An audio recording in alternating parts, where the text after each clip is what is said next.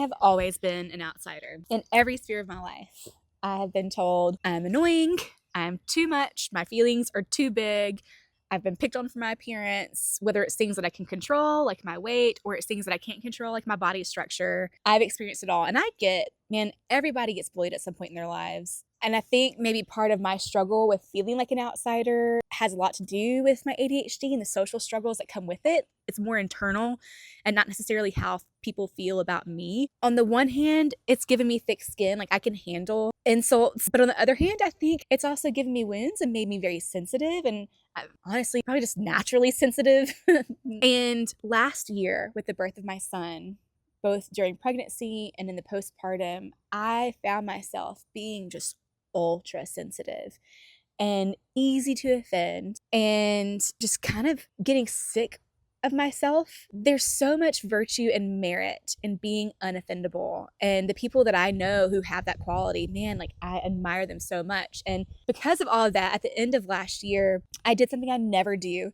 And I decided there were 2 character traits that I wanted to grow in 2026.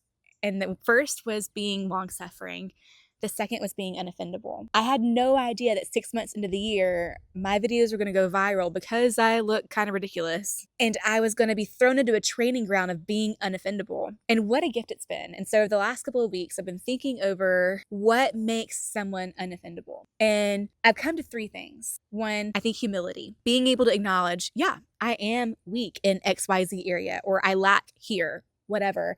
And being able to take constructive criticism, even if it's worded poorly, and use it to your benefit. 2, being secure in who you are. Ultimately, in the way that God sees you. Knowing that like I am sealed in the affection and favor of God. It doesn't matter what someone who has malice or ill intent towards me thinks. Who cares? And then the third is this, and this one came from my years of depression.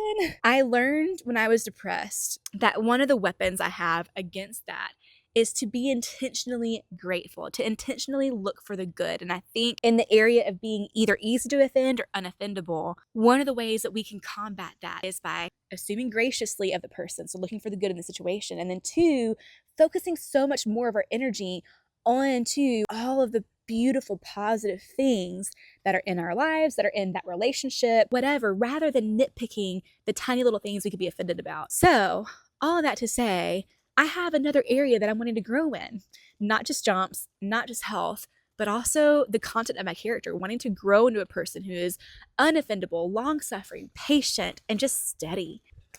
And I'm excited to have you guys here along for the journey. Thank you for being a part of this. I'll talk to you later.